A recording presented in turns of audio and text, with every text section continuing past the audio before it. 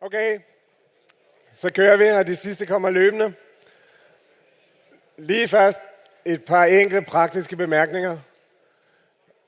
Der er nogen, som retligt har sagt, at der er måske en lille smule koldt i salen, og det arbejder de så på at forbedre for os alle sammen.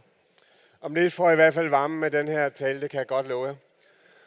Det andet er, at vi har valgt at forlænge nogle af talerne i formiddag og starte frokosten lidt senere. Hvis vi var meget orienteret mod at holde en plan, så kunne vi selvfølgelig have gjort det, men vi synes, at der har været så glimrende taler, at vi bevidst har valgt at trække det lidt. Så det håber vi selvfølgelig, at I har forståelse for.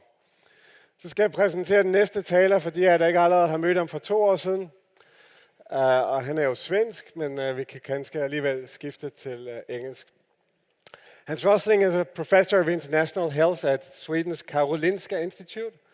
He spent 20 years in Africa as a young doctor with his wife, and one of the things he did when he came home was starting the Swedish department of Doctors Without Borders. His lectures are world famous for the statistics, the way it's used, and also the very strong messages that comes out of it. I imagine when you leave, at least many of us will leave with a different view of the world, and that's exactly what Hans wants to achieve. This software is so innovative that he managed to sell it to Google, and that's a stamp of quality as good as any. And he spent the money to put them into a non-profit trust called Gapminder, which, as we talked about, worked for a fact-based world. And Hans, you put it even harder, saying fighting devastating ignorance. So we're not ignorant, of course, but we have still something to learn pretty soon. Finally, Hans, I know you struggle with your students, but we could say that our teenage kids back home, they know you from YouTube, and they have learned a lot. So there's hope for the future, which you are going to prove now. Please welcome Hans Rosling.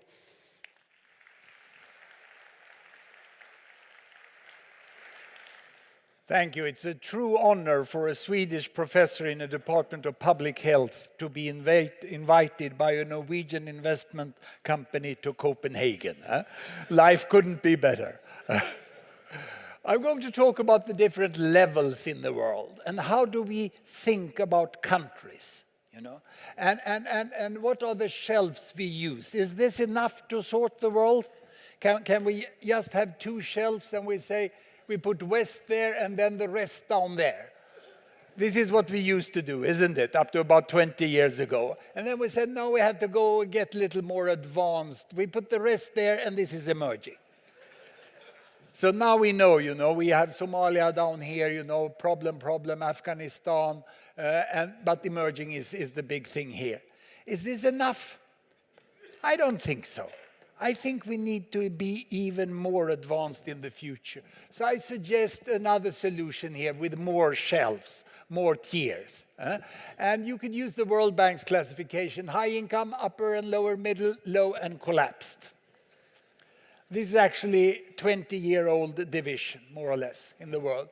Here it's $500, $1,000, $6,000, $12,000. Quite clear categorization about countries. But even that it doesn't fit. I listened this morning to the very advanced economist, and it was interesting how much political science came into their presentations. So I'm thinking about something new like this in the future, which will fit much better, and perhaps you will have big China in the middle, and you will have the Gulf countries there, the other high-income countries. We really need to learn countries that these countries are similar, and here we can apply the same way of thinking. Then, of course, for you as investor, the main challenge is to pick the right company within the countries. That's out of my business. I think about countries and groups of people, But really, I have no proposal for that one. But we need to get more advanced in how we think about the world. We have tried to test what people know about the world. And as you come back from lunch now, I decided to be a nasty professor and start to ask you questions. That's what you get when you invite a Swedish professor. Så, hvor mange procent av verdens voksne kan läsa och skriva? Är det före, är det tres eller är det firs procent? Tänk efter nu. Jag kommer att be er räcka upp händerna alldeles snart. Men bestäm er själva. Vad tror ni? Of the total population, adult population in the world, what is the percentage that know how to read and write? How many go for 40%? Can I see hands up? How many go for 60%? How many for 80%? Very interesting, very interesting. I have some more questions before I give you the answer. What is the proportion, the percentage of the children who are 1 year old who have got the important vaccination, measles being the most important vaccination? In the world today, is it 20, 50 or 80% of the 1 year old who have been vaccinated against measles? How many think 20%? How many think 50%? How many think 80%?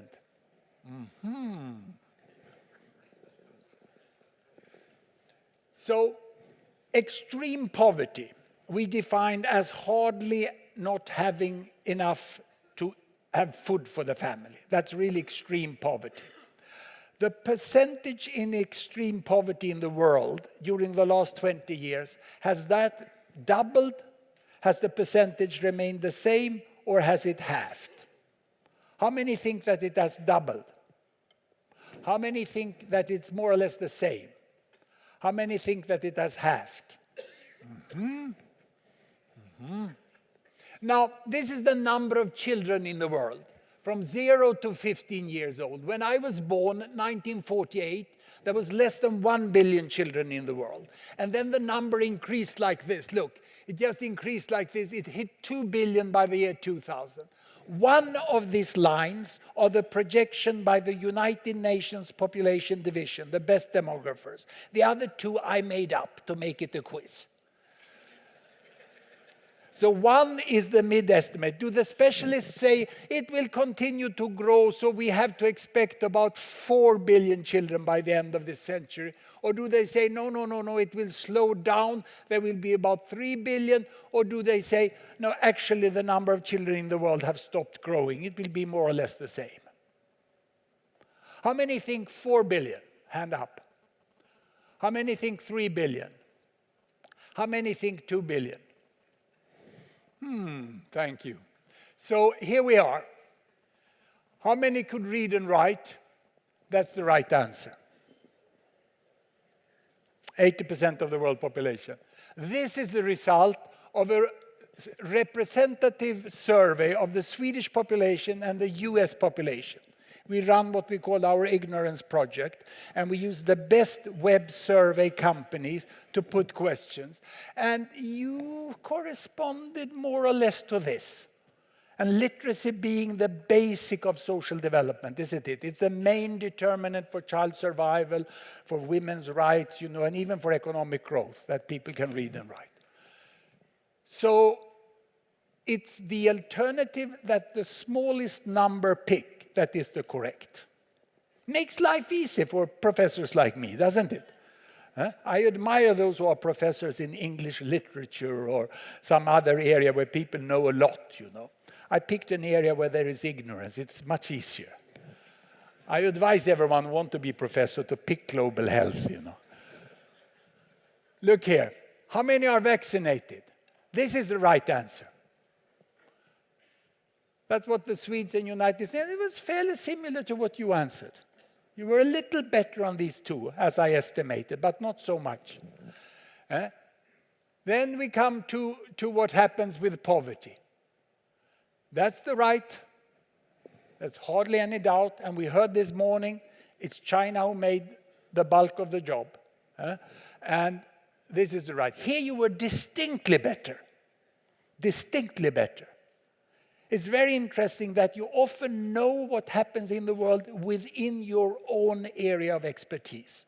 But you step one step this one, or one step that one, you are like the general population, even if you are qualified professionals. So I estimated that it was about 85% in this room who had the right answer on this question.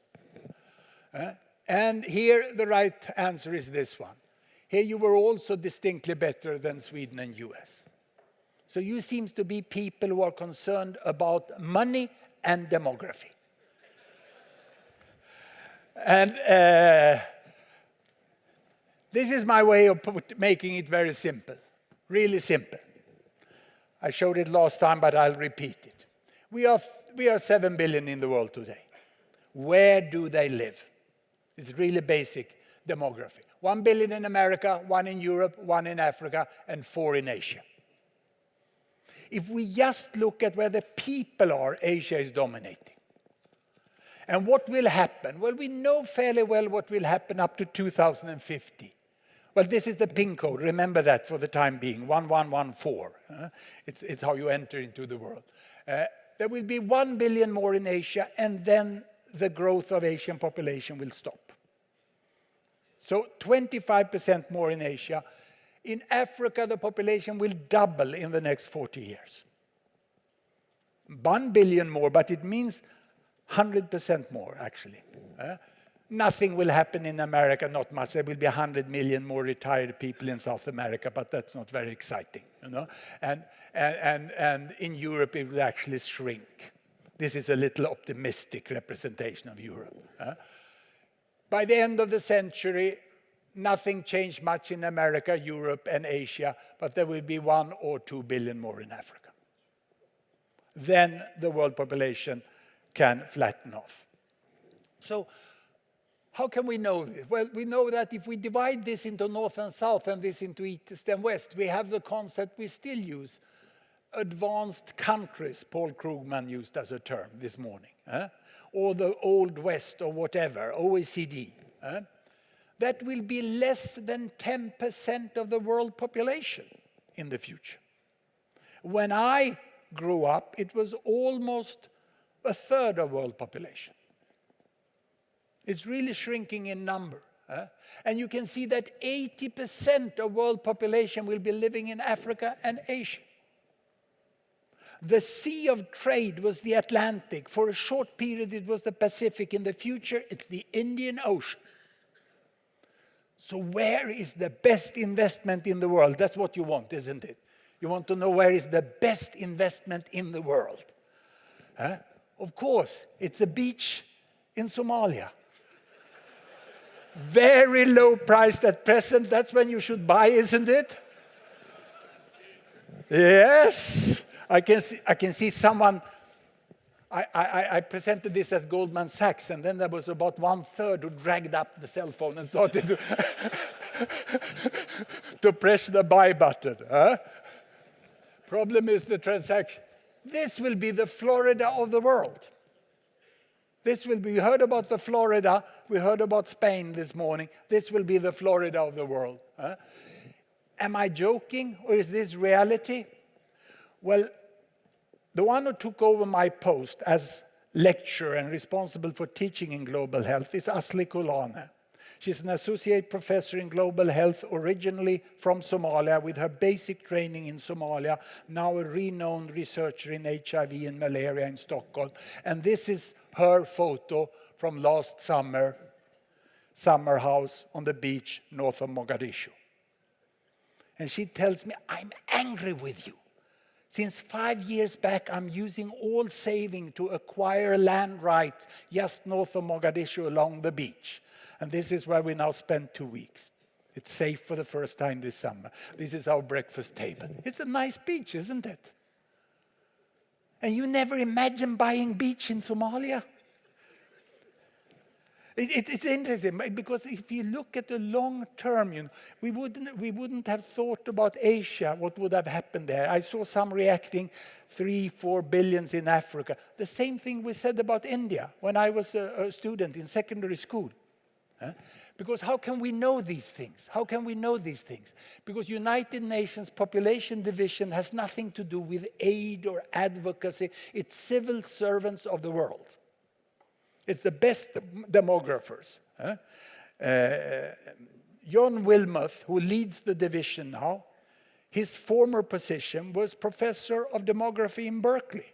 And a very nice house on the campus he left, a villa on the campus, demography, overlooking the campus of Berkeley. Because demographers want to work for United Nations. That's the highest position they have. And they do no politics or anything. They just try to estimate the best. This is what they said 1958. We will be a little more than 6 billion the year 2000. This they said 78. And this was the result. Respect. Have you ever seen any fund manager make that prediction? Can SKAGEN come up with a prediction 42 years ahead that is 3% wrong?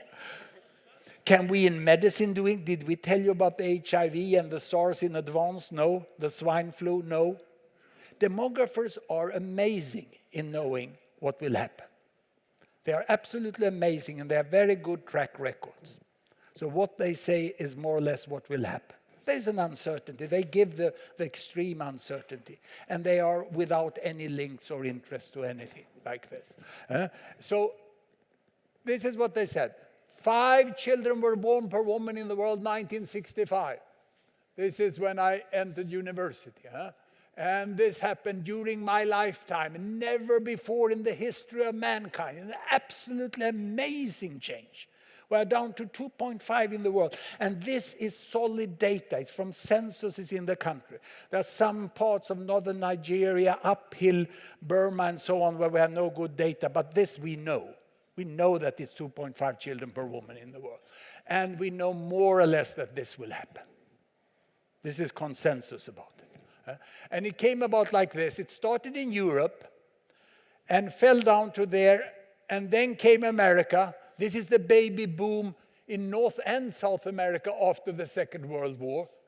And this is Asia. Poof, down like this it went. And that is Africa coming down. More or less this will happen in the future. That's why I'm on stage. Because we in public health know before you when things happen. Because the sequence of event is different now. In the old Europe, it was the Industrial Revolution, the functioning market economy, good governance, law and order that brought about the economic growth and then the welfare of the people. In the world now today, it's the other way around. You get healthy first, you get 2-child families, you get education. Then, if you have the right economic policies, never automatically. Never automatic, but if you have the right economic policy, then comes the economic growth. And very much of this is now the 2-child family. I will show you this graphically for countries, and this is what I've done before. Look here. I have here number of children dying per 1,000 born. This is 20% dying. This is 40% dying. And this is number of children born per woman. And you can see in 1962, those countries down there, that was the West. They had small families and low child mortality. And the rest up there, or developing, or whatever you want to call it, they had high child mortality and big families. And the big change that has happened, it's quite interesting how you see that child mortality have to come down to a certain level. And then when it comes, to see China coming down, they're jumping a little, but now steady falling down in family size. And almost the entire rest of the world is following there. African countries are blue here, and they are coming down, many of them. And the others are following. It's Afghanistan in red up in the top there, and even Afghanistan is falling now. There where we are today. The green one there was the earthquake in Haiti. So this is a completely new world. And this is a globalization that will stay. This is a change that will stay. And if I show it in another way, I will take the two things that you were obviously good at, money and demography. So you get money on this axis here. These are purchasing power parity dollars per capita, 400, 4,000, 40,000 here, 1963. And these are number of children per woman. We had the idea that the rich countries then, they had small families. And the idea was that those countries here, this is China, India, the blue African countries, the Latin America, they had to get rich first and then the number of children would come down. But this is not what happened. This is not what happened. The sequence of events are different today. There are contraceptives, there are vaccines, there are industrially produced soap. There is knowledge about hygiene and breastfeeding in the world. Things happen in another sequence. This is what happened. Look here. You see, number of children per woman is falling at a very low economic level, and then they hit the tarmac, and then economic growth starts. Look at China here, 1990. Here they go. They come down first, and then economic growth starts. And China goes very well there.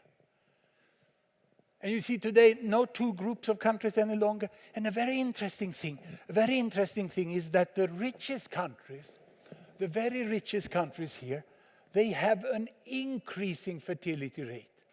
This is Norway, this is Sweden and Denmark and Ireland together here with about 2 children per woman. The low fertility rate is here.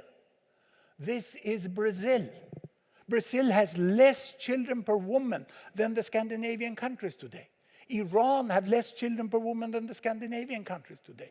All these upper middle income countries are very low. India still with a lot of poverty in rural areas are higher. And here we have African countries. This is Afghanistan, this is Congo, this is Niger. It is a completely different picture. And let me show you this in number of people instead. In number of people. And that will, or I will first, this is my favorite. I think I showed it 2 years ago. This is the most common family in the world. 80% of the world population vaccinate their children. 80% know how to read and write. 80% have 2-child family as an average. They are in the modern world. They are entering the economy. But many are at a very modest economic level. Very modest economic level still. And there are 2-child families in Mexico, Bangladesh, India, Vietnam, Catholics, Muslims, Hindus, Buddhists. Doesn't matter. It happens in all religions. It happens in all different political systems. And this in the middle is Addis Ababa. Just 25 years ago, Addis Ababa had about 6 children per woman. Today they have 2. But Ethiopian Airlines have 6 Dreamliners today. It's a really swap what is happening in the central part of Ethiopia, who are very successful. And what is happening in the total world is this, that the number of children now have stopped growing. It's the adults that continue to grow. And this is what will happen this century. The number of children will not grow. We will add adults. Peak child, I call it. You know the quarrel and the confusion about peak oil. It's peak cheap oil, not peak oil.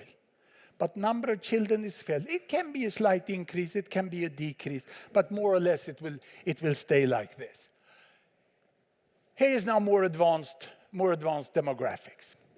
I have each doll here represent 100 million people. So these are the 100 millions in Europe who are below 15, and then every age group up there. You can see how boring it is, the same amount of people in all ages. In Americas, you lack 100 million retired people in South America up there. Otherwise, it's completed. In Asia, the number of children have stopped growing, but they still have to fill up all that gray area. And that gray area is not because people have died. It's because so much fewer were born in Asia 30 and 60 years ago. There were so much fewer women giving birth to children. So even if the women gave birth to 5 to 6 children, the total number born were much less. This is the character of population growth. In Africa today, we have already 400 million below 15 years of age. Let's assume one thing. By magic, as of tonight, Africa will have 2 children per woman. Something fantastic happens, the cell phone send condoms or something like that, Yes, something happens. The African population will still double. Even if you get immediately 2-child families today, you will fill up this area straight up there. So what happens in demography is slow but very powerful. Old people up there, like me, they die. The rest, they grow older and they get their children. They all die, the rest grow older and they get their children. And we are 2045. You see the number of children increase in Africa, but it decreases in Asia. That's the dynamism we are seeing now. And we are seeing in Asia, which is already aging. The Asian population is aging not because they live longer and longer. They already live quite long.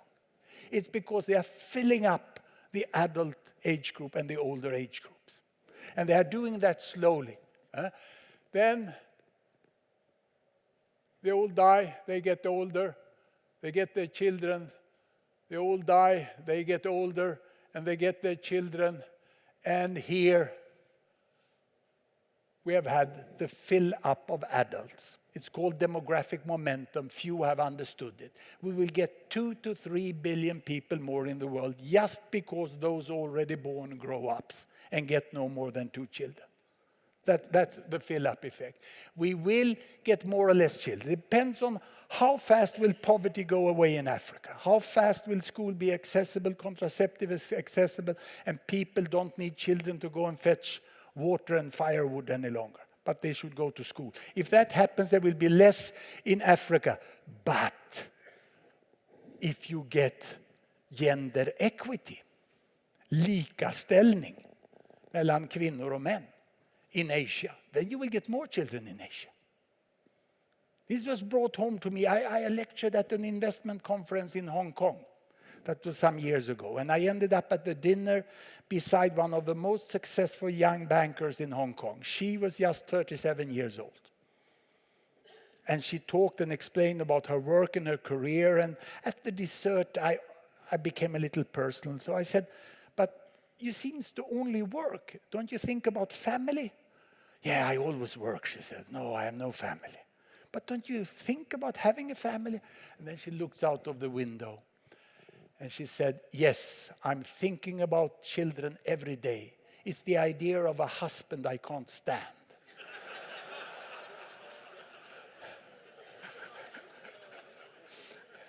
And that's explained. You know about the one-child policy in China. You may know that there still is 1.6 children per woman born in China. And very few of you know that there's 1 child per woman in Taiwan that never had any sort of one-child policy, that never had any communist government who interfered in bedrooms. There's 1 child per woman in Hong Kong. There's 1.3 in Korea, 1.3 in Japan. What is called Asian values are just what feminists call patriarchy. It's young professional women having to choose professional life or family life. They can't choose both. If that goes away, we will have more in Asia. The same difference as between Scandinavia and Germany, but in a smaller difference. So where are the old? Well, there will be a longer life also. I desperately hope to be the yellow one up there so I can follow statistics as long as possible. I told my children, as long as I have one eye who can read the statistics, don't switch off the respirator, I said. And they said it will probably be too costly by then to keep all of you in respirators. So these are the 3 factors that determines world population. And you can see the dynamic. You can see that the world in the future is all about Africa and Asia. This is marginal. Actually, I've overestimated Europe. I will go here and show you a more correct. This is the world population with age group of 15 years. And this is 1962. I was just 1962, I was just between this one and this one. I made it to 15 that year, or 14 years old I was there. Then the world had this typical population pyramid, more and more children. And then this happened. Children increased, and there 2005 number of children stopped increasing. A little more children, but then they go back and we will have more or less stable children and we will fill up with adults and have a little more old people. This is the world. Whereas if I look at Europe, and I take Europe back, let's start here when I was born. There was about 150 to 175 million young, and then they increased in Europe, but now actually they are decreasing. You can see the young will be decreasing in Europe, and Europe will be relatively small. Instead of 200 million, as I put in this, the overall graph I showed you, there will be 125 probably. There may be immigrants who come and save us. We all hope for that. If we look at the economy, we would really hope for that. It will probably be so. But otherwise, Europe will be a really, really small part of the world. And this is the way you can see population by age. Now, why do I argue about these different shelves? If I plot the world like this instead, these are the countries, the size is the population of the bubbles, the color is the continent, red is Asia, yellow Europe, green America, and the blue is Africa. Income here, child mortality there. I put it on logarithmic axis. And you see there's a linear correlation between child mortality and income per person on logarithmic axis. Almost perfect like this. It becomes more and more costly to save the life of children. You take down child mortality, you need the technology, neonatal technology. You go for Leerdal and all these companies who produce specific technologies, and you get it down like. This is why I love money. Any public health professor loves money. Because you see what you can do with money. The difference in health policy between United States there or Japan there. United States has a very inefficient health system. They have twice the child mortality with the same amount of money as have Nigeria up there. The inequality line goes between Nigeria down here to the United States. And here is the equity line on this side, how efficient you. But there's no one here. There's no country here. You can't have a really low child mortality without money. No way. It's like democracy we heard this morning. You have to reach a certain level because it costs money. Now, how does the United Nations divide the developed countries and developing countries? I've gone into the details. In the last report of child mortality, this is how they divide it. They draw the line there, and then suddenly they discover Qatar. And for some reason, Qatar is the developing countries. Probably they have Muslims and palm trees or anything. And South Korea is developing, you know. And Greece is not developing. Whereas, of course, Singapore here is a developing country. Lowest child mortality in the world. And then it goes up like this, the line. It's magic almost. That is Brazil, they are developing, but Romania is not. And up here they have Albania, and here is the Moldova Republic. It's not much intellectual content in that line. The line actually corresponds to the number of children born per woman in 1963. And the diplomats in the United Nations has not been able to change it. So it's very many of the concepts we have do not correspond to reality any longer. So that's why I like better the shelf I suggested in the middle, which was here, low-income countries, lower middle, up higher middle-income countries, and high-income countries. This is where we cut the line for development aid. I think it's far too high. This is where countries get free vaccines from the aid organization and from Bill and Melinda Gates Foundation. I think it's a very relevant line. Above that line, countries can pay for themselves. And this is where they can get contraceptives. Now, how is the income distribution then changing in the world?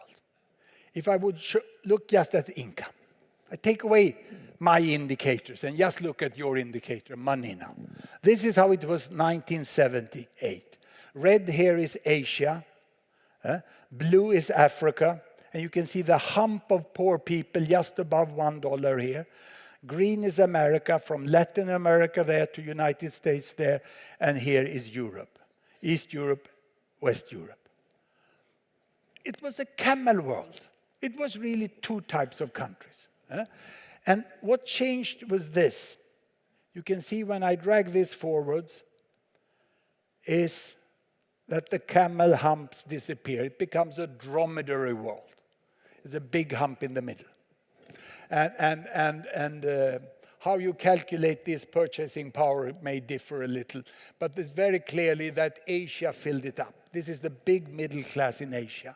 But the world economy, the importance in the world economy, is more or less just here. It's on this side that people have really economic level. What we are waiting for is about 4 billion people more living in countries with relatively fast economic growth over the decades who will enter into the market economy of the world during the next 1, 2, 3, 4 decades. That will be a huge change. I consider what has happened so far is just the beginning. Just the beginning. And looking at this, I think the most important is to realize that we have in one end people who have $1 per day. In the middle, perhaps some $10 a day, and here $100 a day. If we move billions out of poverty from here to here, doesn't make much difference in world economy. It means they can buy shoes, they can buy bicycles. But only here can they start thinking about a motorbike or something like that. It's when they go from 10 to 100, this is where you can sense it. Where they can give return on investment, where they can approach welfare and really low child mortality. So if I have that distribution there, my way of looking at it, there they still have firewood. There they have electric lamp. 80% have electricity. 80% vaccinate, 80% can read and write, 80% have two-child family. We have almost solved it. But many down there, they don't have washing machine. Only 2 billion have washing machines. And then they have all this stuff here. My bet is that this will not be such a good investment in the coming 20 years. People will not buy so much more of this. Maybe travel up there. It will probably be the one which grows most. And if I take the 7 billion and make a very rough distribution of 7 billion people of the income, the poorest one have $500, $1,000, $2,000, $4, $8, $16, and $32. There are 6 doublings which need to be done in the world population. And one doubling, if you grow with about 7%, it takes 10 years. You grow with 3.5, it takes 20 years. So something 15 years times 6, it's 1 century. It will take 1 century for the poorest to reach up here. And the population, the addition of people will be in the poorer end. So how is it today? If we just look at energy sources, this is the total amount of oil used in the world. This is coal. This is gas. This is nuke. This is bio and hydro. And here comes solar and wind. I don't make joke of solar and wind. Solar is really, potential. I could put wave here also. But it's still just 1% of world energy production. It's very small. And how is this distributed across those 7 billions? Well, energy use is very much related to economic level. And the distribution here is that the richest take half of the fossil fuel, the richest billion. Of course, the richest billion is partly living in Shanghai today. They're living in Asia. I'm taking the income distribution. The next billion take half of what's left. The third billion take half of what's left. Now you know how it will work. And then it goes like this. And the last one here, they have a kerosene lamp in the village. That's the little fossil fuel they use. So it's very much skewed. energy consumption is just about these ones. When we say that the emerging economies will increase the need for energy, that's correct. But it's these 2 billions, it's not these ones. They can double several times without us sensing it in the market. They will be very price sensitive over there. Increased oil prices can hit African agriculture very hard. But they are much poorer there. Nuke is in this end. Bio and hydro, of course, there you have the firewood in the poorest end. They go and fetch firewood. And solar and wind is only there. It's the hollow of the rich so far. These are the 7 million children that die every year in the world. How are they distributed? They're distributed like this. Burning coal saves children's life. This is a sort of shocking statement to make. I get a lot of Twitter from environmentalists to say I'm not allowed to say that, but it's true. It's true. And it's such a little increased energy use here is very important for improving life. And we have almost all the child mortalities down here where they have very low energy consumption because they may have come out of that dreadful extreme poverty, but they still live under very modest conditions. And you see, this is where you get the washing machine. Most of the world population live between the light bulb and the washing machine. That's where they live. More than half of the world population live there. This young woman fetched firewood somewhere in Laos. She doesn't want to end her life like this. She will do anything. She will support any government who makes her. You heard about what human rights are. Human rights is not having to spend 2 hours every day going and fetching firewood. She will support any government that doesn't make her end up like that. And I like this photo very much. This is the urge for the washing machine, isn't it? Every people, every family in the world, they would act. They would respect governments, anything who bring them to that level. Beyond the washing machine, we can discuss what humans really need. But this will be, and this is the vast majority of the world population is on that level. So, ending up here with another way of showing the complexity in the world. And I will leave out the poorest now. I will instead show you the health sector, my own sector. There we are. Look here. On this axis, income per person. On that axis, government's health expenditure. Is government health expenditure depending on politics or on economic level? It's all economic level. That's why I must love money. I can argue for using that money better or worse, but no one uses it so stupidly. So they can use it more or less wise. And you can see United States are up there. If I change the color, and instead of color here for regions, I pick the length of life expectancy here. You can see that these ones have 79 years, United States, with using $4,400 of government money.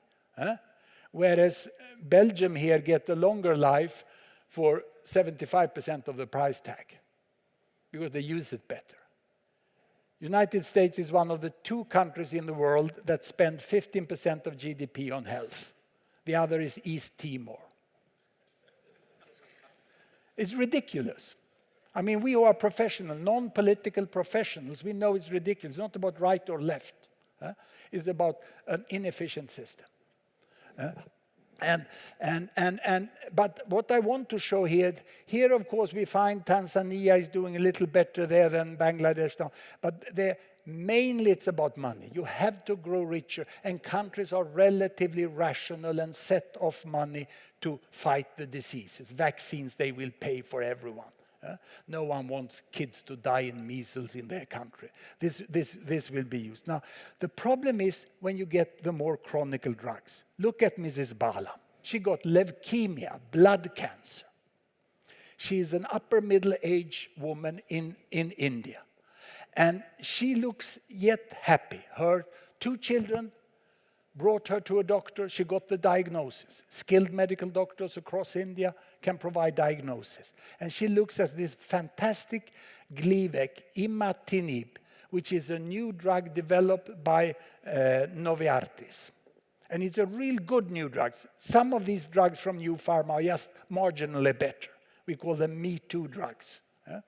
But some are really in advance. And this is one of these really good ones, which can really, a disease that used to kill you within a year, you can now live with it for 15 years. You can see your grandchildren grow up.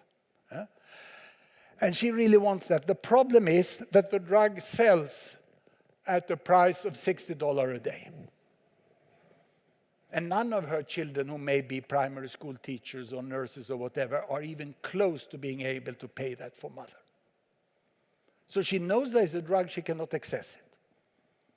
And the policy that existed in the world is that, don't worry, go and bury your mother now. And then within 15 years, there will be a generic drug available and you can dig up mother and treat her. It is as stupid as that. It's not a political statement. It's not a political statement. It's actually the policy we had. So she turns around and she instead look at Cipla, which is the generic factory in India that with very high quality produce the drugs. They synthesize the drugs, and they are more efficient in synthesizing it than anyone in the world. Problem is that even $5 a day is too high. Even that is too high. So she needs a subsidy even for that one, or a health insurance system. Now, behind this is a drama that those people who need aid and Bill and Melinda Gates support, that's the 1 in 5. Out of 5 people, is 1 in 5 who need aid, according to Meyer. It's the 3 in the middle. They now have cancer. They now have hypertension. They have mental diseases. They want the new patent drugs, which are good, but they can't afford to pay for the research. It's a new challenging situation. And what do I say? Should the companies give them free? Of course not. I'm not stupid. I don't say that Volvo should give free ambulances to Africa. We have to find out clever business models. Because if she doesn't get the drug and dies, no one earns money on that. So what we need is more market economy and not less market economy. I'll show you what I mean. These are the 2 leaders. Daniel Vasela, he has left Novartis now for a strange reason, not the reason people thought, but he's actually was very advanced in his thinking globally for the company. And Cipla is Hamid Yusuf in India. Now they quarrel about this drug. And Daniel Vasela said, you're a pirate. You want to make this drug, without paying for the research. No. I just want to discuss the price of the license, he said. We want to honor your research. It's just that we think you charge far too much for the license. And we want not to get the drug free from you because we are so damned good with our chemists to find cheaper and more efficient way to synthesize it. So we can do that. Just give us the right to do it and we'll pay you this much. We can't pay this much. We can pay this much for the license. Because I'm not a pirate. The problem is that you are a monopolist.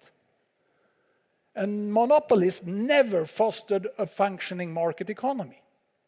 We need competition. Gilead is a company which is not big pharma, it's new pharma, I call them.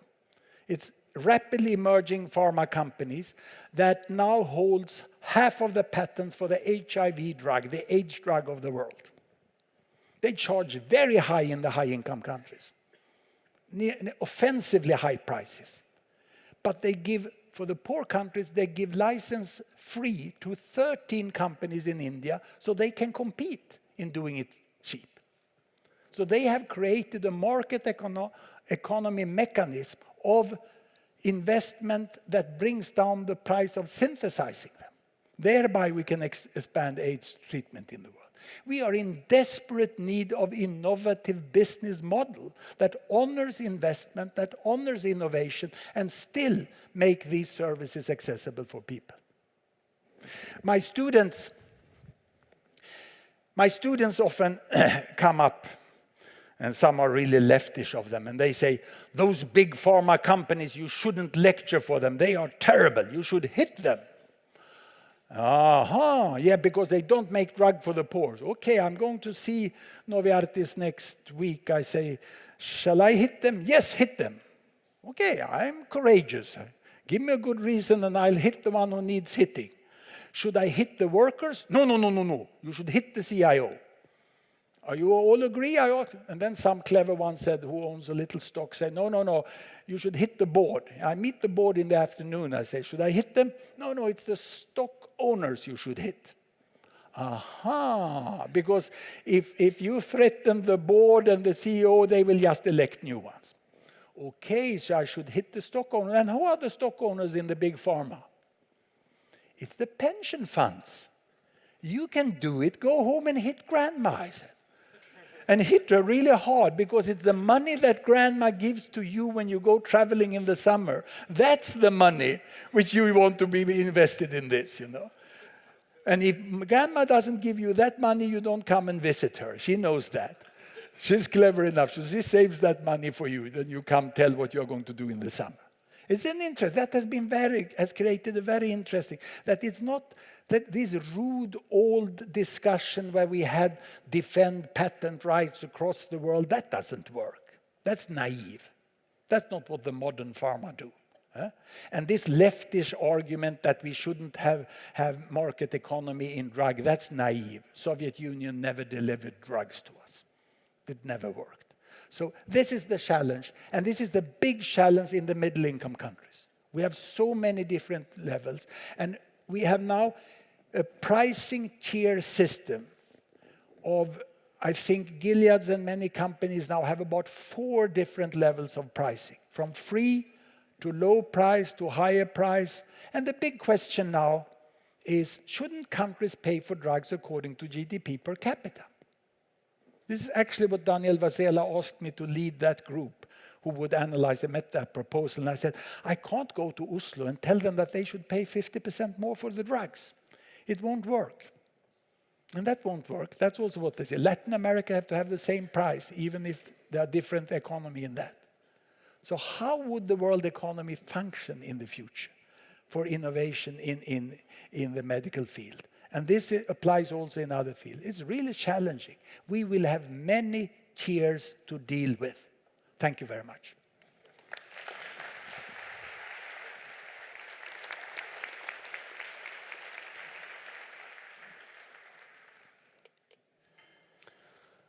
Thank you, Hans. We have a few questions. And we're, in the spirit of your way of presenting, we'll see if we can get you out of the box a little bit. Because we are simple people trying to make some money, as you rightly said. No, you are people providing crucial investments where it's needed in the world, isn't it? There are 2 ways of it. Okay. If you put it where it's not needed, you will lose it. If you put it where it's needed, it will work, both for you and for where the investment is made. That's my way of looking at it. Now, that sounds pretty much like efficient market even. One thing in our world, we have a dream of finding the next winner. It's a bit unreal, but we do have it. And that means innovation. So can you think a bit out of the box for us? Where do we find innovation that is driven by this increasing health and economic prosperity? You sent us to the beach of north of Mogadishu. I mean, that's a place to start. But where can we find innovation of the world coming from this? A very safe bet is all the middle-income countries. A very safe bet. But diversify, because there will be political crisis in this country. Syria is just the most tragic examples. And Thailand is shaky. So there will be ups and downs in different countries.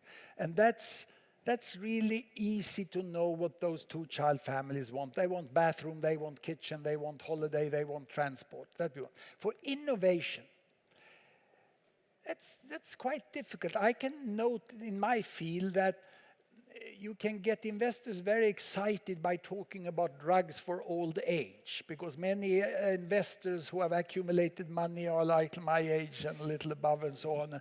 So I don't think that will be so very big, actually. I don't think that.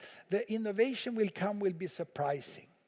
No one thought that Nokia would be replaced by Rosling, who made Angry Birds. No. And I play Angry Birds almost on a daily basis with my grandkids. And this innovation, we don't know. Who would bet on Twitter and Facebook? It was very difficult to see. I think it's truly difficult to really find innovation. Right. And what we saw when big pharma when the pharma companies became too big, they killed innovation. It's much better to have smaller companies with venture capital that grow them, and then the bigger companies take on when it's pretty safe to do it. But innovation by its character, it comes by surprise. In a way, speaking our language, it sounds like you confirm it's actually really, really difficult to invest in equities. You have a safe bet, which is washing machines and cheap cars and so on, whereas finding something really new is just hard. Who would tell 15 years ago, when I participated in initiating Médecins Sans Frontières in Sweden, that I would stand on this stage talking to investors? It's a big surprise, and it's because my son dropped out of university with his wife to start to write these softwares. And that was possible to do, and we chose a certain strategic business model to become a modern museum. They asked me to come to all these innovation places, but I don't do that. The only story we can tell, we had one idea. My son sat in a closet from 1998 to 2007 for 9 years, 70 hours a week, writing code and reiterating, getting money for about a team of 7, and then Google acquired it. It's very tough, and we resisted venture capital because that would have put us into a shrink wrap solution for the software. And instead we got other sort of support. And it's very. Robin told me that they had 42 projects which they deemed equally, and one of them was Angry Birds. The other 41 didn't fly. It's truly difficult. Some of us here remembered you alert to the washing machine. You even showed a washing machine on stage at some point. But essentially the story is we get more hours to innovate and do things, and that eventually can create a better world. Yeah, or we play flutes, and then there's nothing to invest in people who play flutes. It's better to go to those who need bathroom and kitchens. Marcus Wallenberg says the one who understands Indonesia wins. Okay. So that's really to understand these emerging markets. But then, of course, if you can find those innovating companies at an early place, that will pay off. My guess is that the return on investment in the richest countries will exist in the future, but it will not be big and huge, and it will be very difficult to find by its true character. Great. Big thanks to Hans Rosling for coming here today. Thank you. Thank you.